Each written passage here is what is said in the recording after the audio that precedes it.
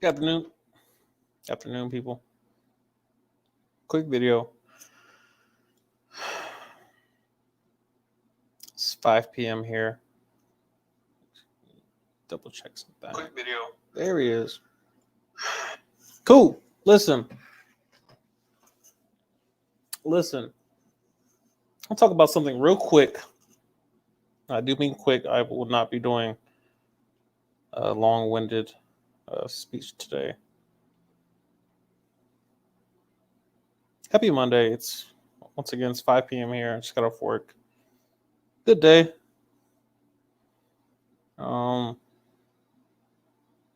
Progress has been had. Progress. There's a quote I retweeted on Twitter. If you don't follow me on Twitter already, 33 Strategies of War. You hear me? Great book by Robert Greene. Make the mind tougher by exposing it to adversity. Real quick, I want to talk about my experience so far in the RA position.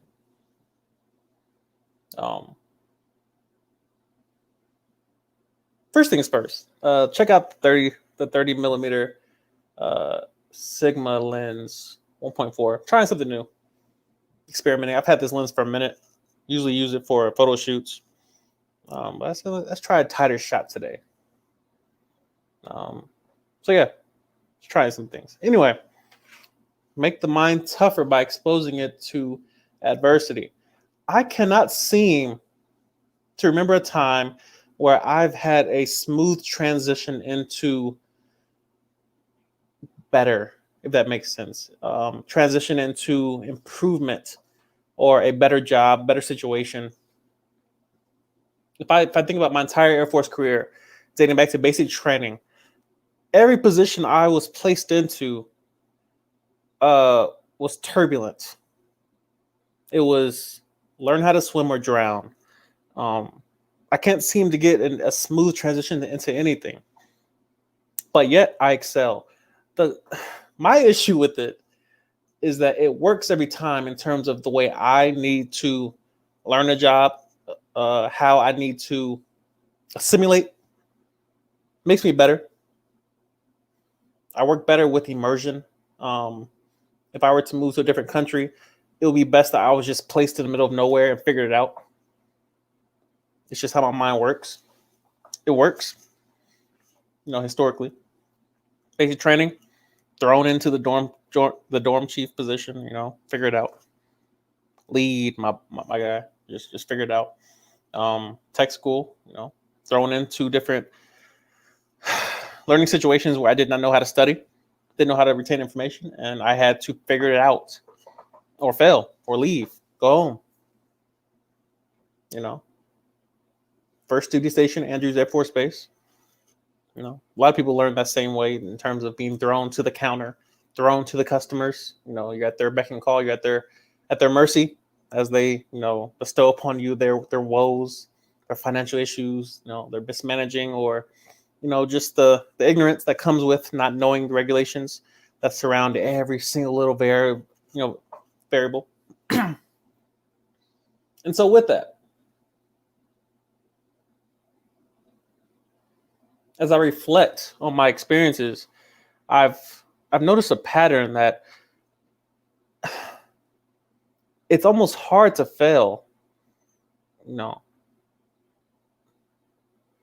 It's quite simple. You either quit or you simply survive. Not everyone's built for a survival type lifestyle, meaning, and by no means am I speaking to the difficulty or, a lot of people may look at the Air Force and say, oh, you have it so easy compared to other branches or what have you. We were just talking about this last night at dinner with a couple friends. We were comparing like admin type jobs, desk jobs, what have you, to the firemen and how, they spend a lot of their time just waiting for something to happen. Whereas we spend, a consistent 8 hours doing something. Am I buffering?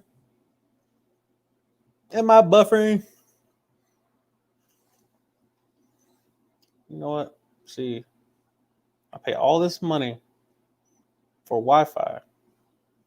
Not everyone's built for a survival type lifestyle, meaning I'm coming in clean, people. Y'all must got that dusty Wi-Fi. Joey the Hat. Govern yourself. What was I talking about? Anyway, what was the quote? I mean, I'll sidetrack people. Be thrown to the wolves. There will come a time and place where you will not be able to smoothly transition to a position.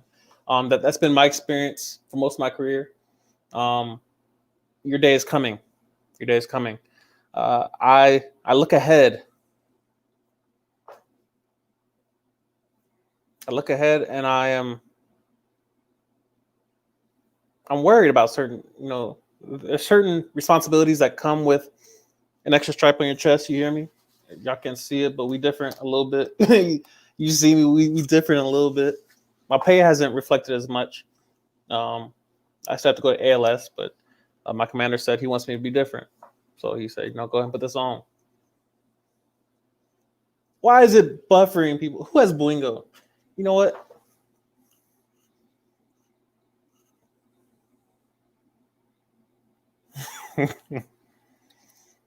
You know what? This is, and by no means am I speaking to the difficult. I'm coming in clear and smoothly, my people. Like admin type jobs, I think y'all just got slow Wi-Fi. I think that's what it is. We ain't got nowhere, Keith, bro. Yo, my stream is clean, bro. We're gonna push through and we'll review upon. Anyway, I apologize for those who are experiencing buffering. You guys probably have iPhones, and that's known to occur. Anyway, real quick, let me finish this video up because I'm tired. Think about this. Think about this. If you think about how you experience the world, in most cases, you were not prepared for what you're going to experience. I live in Alaska now. A lot of you may be tracking my experiences from a distance. I live in Alaska now, and I've been hiking once since I've been here. And as a lot of you may know, I tend to hike quite often. When I was in DC, I was hiking every week. And I can't seem to get myself out here as much in Alaska. My reasoning being, this is a completely new environment. There's bears out here. There's moose. I'm not concerned with moose or, the foxes or caribou, what have you. It's the bears. And there's no way I can properly prepare for it outside of guns or, bear spray. I'm not satisfied with those options personally. Hence, hiking has been put on the back burner. I still want to go, but I need some people that are slow to go with me. So, I can have some backup, contingency. The point being is that there will be certain positions in your life. There's certain challenges that you take on, and there was no way to prepare for it. There was no transition period. You had to simply take it on as is, with no time to wait. A lot of you are experiencing, the DEP program where, it's a lot of waiting, stand by. And a lot of you guys are impatient. I get the DMs of, I'm waiting for a date to come, and I'm tired of waiting. COVID is it's slowing everything. Everything's been slowed down because of COVID. What have you? I hear you. I've been there. Here's the thing, though. There will come a time where it will be the exact opposite. How will you adapt to that if you cannot handle simply waiting? I understand waiting is uncomfortable, just like my current situation. Fire hose method of learning is it's a lot. It's a lot. You experience it partly in basic training and tech school, but when you answer directly to a commander who has questions that you don't have the answers to, it's different. You know, I experienced it, a little bit at the Pentagon where, you have different levels of leadership that you've never encountered before. You know, encounter the average, the occasional general or, 1, 2 stars, what have you. Um, I've never worked directly for an installation commander. It's different. It's a challenge. $8 million. They hand me a budget of $8 million and they say, "Good luck." You guys can look up how much I get paid. It's not a lot. Single senior airman, according to my pay, but staff sergeant select, whatever. It's not a lot of money. And then they say, "Hey, manage this budget." Oh, and we're gonna train you sporadically. If you want to be trained, if you want to learn how to do something, go in search of the training yourself. CBTs, take your own notes, search out POCs, search out SMEs, subject matter experts, figure it out. This is where your competitiveness, your ambition takes over, your willingness to not drown in the process of learning. I would dare to say that anyone is capable of surviving that type of challenge or environment, but it's not meant for everyone. There's a certain type of person that thrives under pressure. We all, love and worship the greatest performers. I was just watching yesterday, Michael Jackson. Billie Jean and Smooth Criminal, Dirty Diana, Human Nature. Watching them live perform, these dope songs and the dancing behind it, the amount of legwork that goes into a performance like that, and how it's crisp, it's perfect.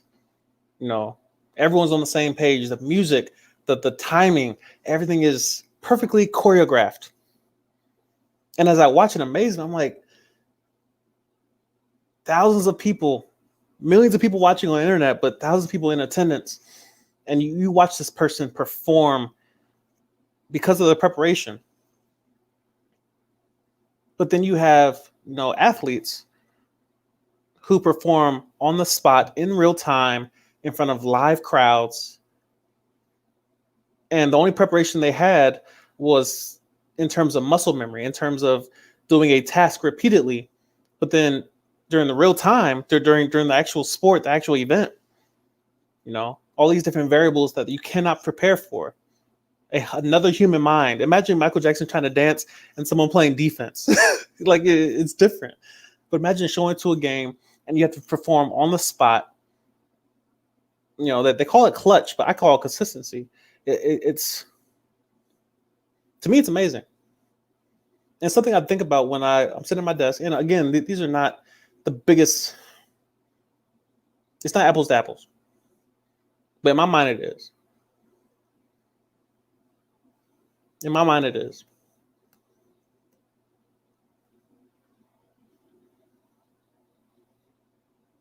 I'm like, I talk all this stuff on YouTube, bro. My dad brought it up. We was talking about marriage and my parents and divorce and what have you. And, as I look back, and he told me he watched my videos, and you talking about all this, taking risks and living courageously and what have you. But then when it's your turn, what do? It's something to think about. It's something to think about.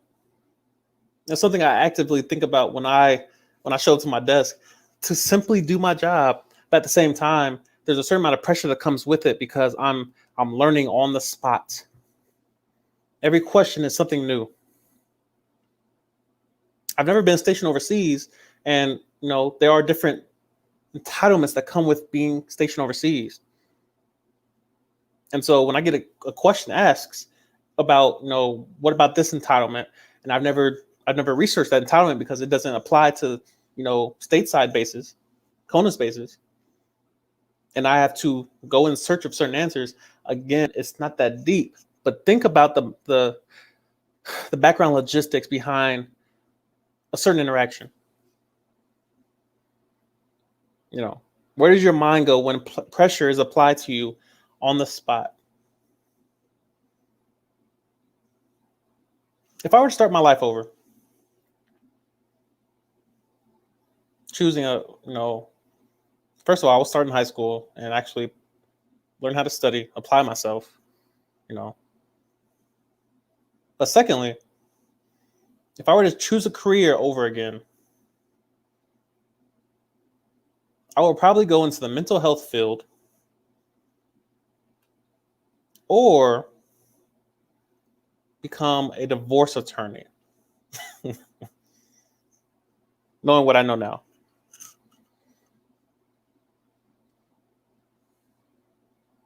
There is so much money when it comes to predicting someone's failure when it comes to pressurized environments.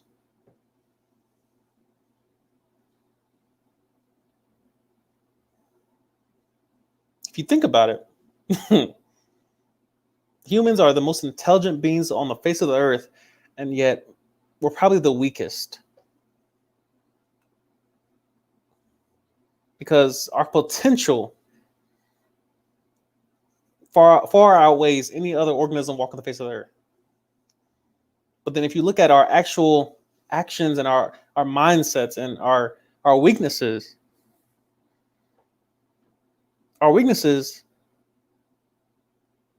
live in the same place that our strengths do.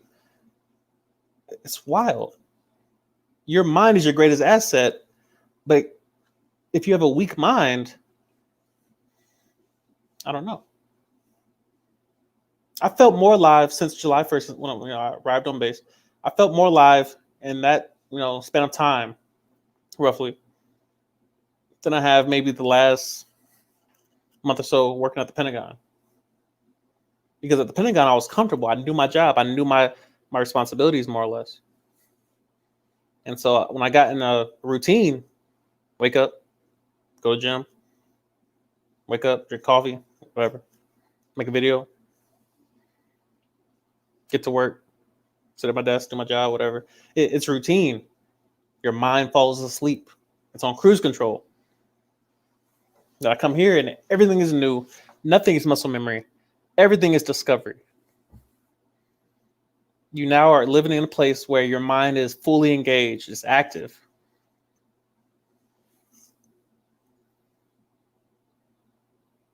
It's pretty dope. It's pretty dope. I will challenge you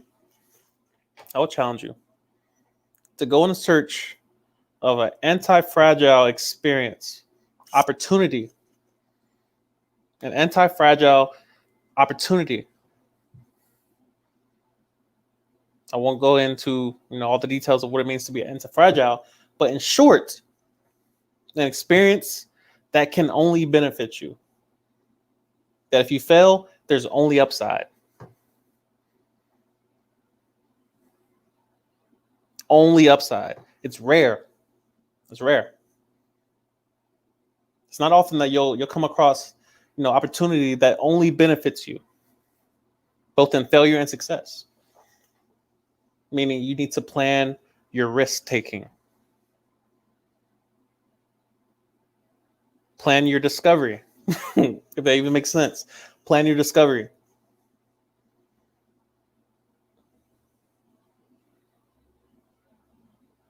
It's a scary thing to discover, certain experiences that are instantly lethal, fatal. Certain mistakes you can't come back from. One of my favorite things to do during lunch is to watch, prison, interviews or, documentaries of men and women who made one mistake, who messed up, one moment of weakness, wrong place, wrong time, around the wrong people. They made one slip up and it was a fatal mistake. change their life. You know, imagine the level of regret that someone lives with when they only had one chance, only one.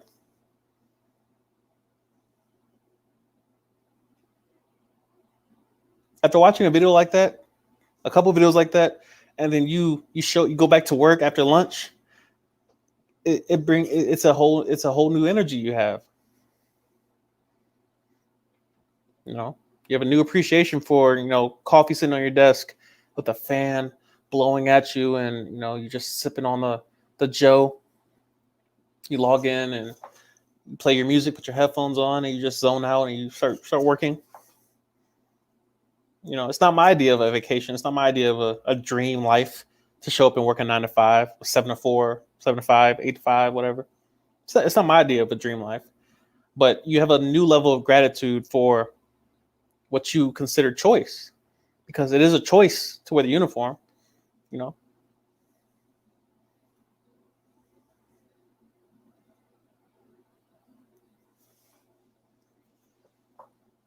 I will challenge you to re-engage your mind, even during this time of quarantine and what have you. Re-engage. Take a different route to work.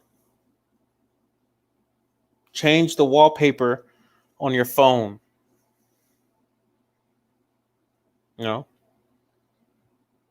Try a different brand of soda.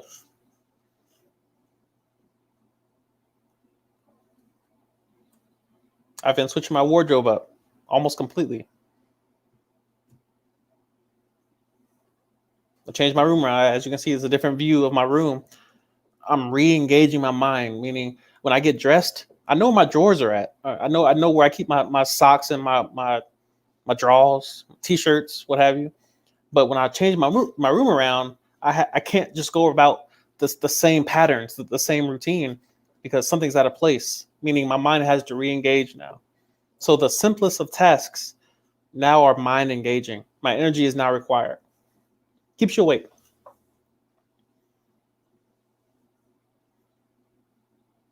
Disclaimer: I'm not saying go in search of danger, go in search of the most difficult task you can find. Notice I said anti-fragile, meaning it has to benefit you at the end.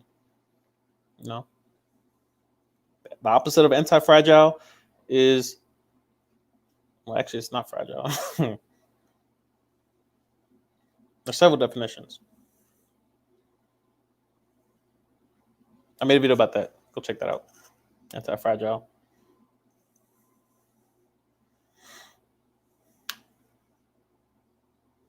Re-engage. Here's what happens. Over time, your mind will slowly, and most people don't notice it, but you fall asleep. And I actually made a video about this probably a couple of years ago at this point, where I made a prediction about staff sergeants. The people we once talked about, snickered about, rumored about, gossiped about, secretly hated, mocked. You are at risk of becoming them. There's a reason why a lot of them are similar. Most of them are similar. They all fall into certain categories of, why do staff sergeants seem to fail their PT test the most? Senior airmen's, maxing out higher tenure, 8-9 year senior airmen. Staff sergeants, 15 years in. The lack of progression. Where does that come from? They're asleep. They're comfortable. They haven't faced a new adversity. I believe my last video was about making dysfunction normal, where we adjust. We have normalized traffic,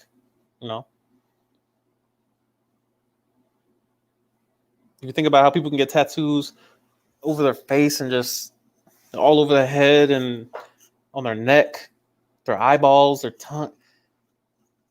It's normal to them. Their reasoning may not be normal, but in terms of the experience, the pain, the discomfort, they've normalized it and they've recategorized it.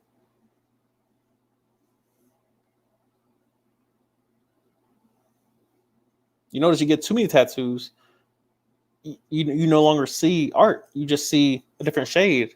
Your skin's just a different color now. You ran out of space.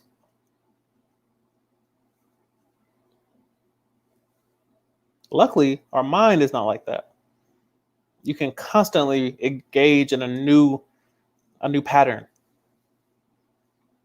a new discovery where your mind is now engaged on something different.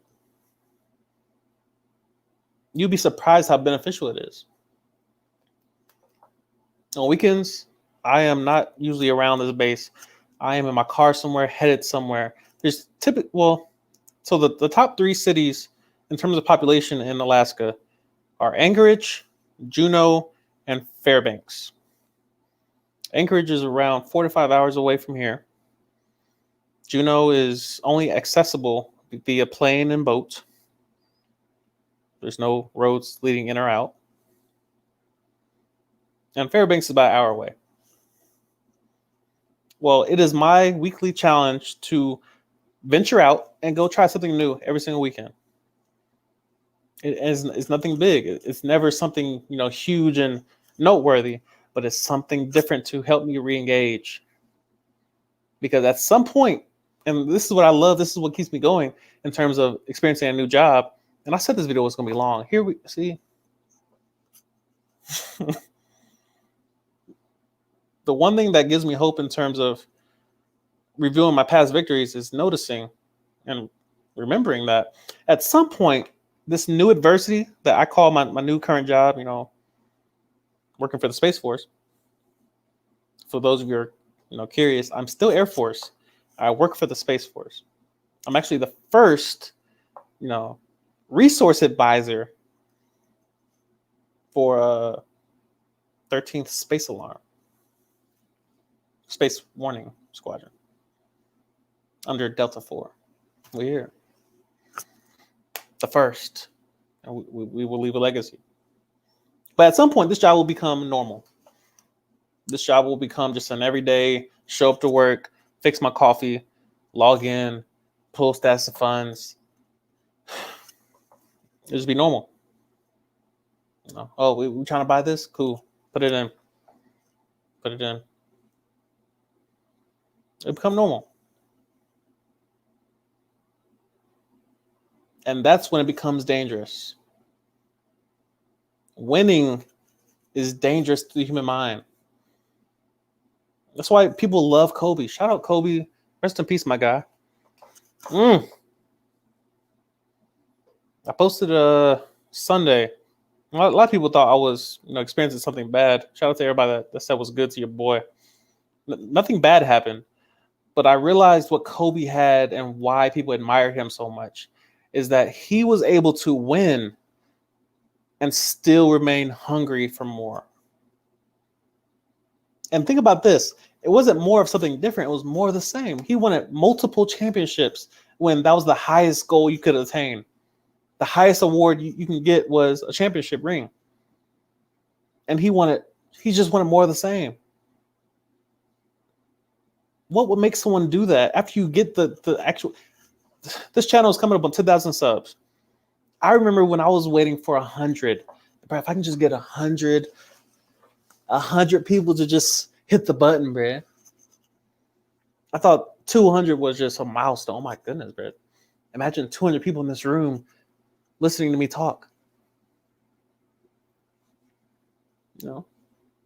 There's nothing more dangerous than winning, attaining a goal, because your mind now has no incentive to push harder. For what? It's something that worries me about marriage. Because if you think about it, the incentive of dating is marriage for the average person. I'm not going to get too deep into that. But if you think about it, once you get married, what is the new incentive now? What are we working towards? Death? Just a question. I don't know. That's for you to discover, you know. But think about that. Most of us are in a process working towards a desired end result. What happens when you get that? What then? I remember at a commander's call. It wasn't a typical commander's call with, your superintendent and commander. It was a chief's call essentially, where all the chiefs are of our career field. The big wigs, the career field managers and whatnot. They all came to our squadron, DC, and briefed us, answered questions and whatnot about the career field. And somebody asked a question to our career field manager and asked him, you're at 32 years of service. What's next for you after you get out? And his response was alarming because he didn't know. He had no, his answer was kind of vague. It was, oh, I'm going to move back to Houston or whatever. I'm going to move back down south and probably play golf. Nothing wrong with that. That's you. There's nothing wrong with that. Nothing wrong with that. But for me, I found that answer alarming. Because he was like at most 45 years old. At most. Maybe not even that old. I don't know. But when you see people around you and they hit 40, they hit 45, 50 years old, and they start giving up, meaning they've cleared their goal sheet off. There's nothing left on there. Not that they've achieved it. A lot of things just they quit.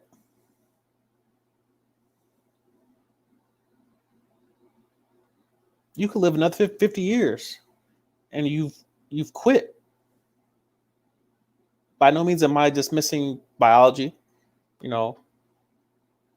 entropy, the factors of life have to do with aging and hormones and what have you. I'm not dismissing any of that, but ambition should stay the same because that's based off a desired end result that comes from you, your mind, your hope, your desires. At what age do you stop having desires? Is my question that I would ask someone 20 years ahead of me. It's a question I would ask myself. At what age do I stop having desires?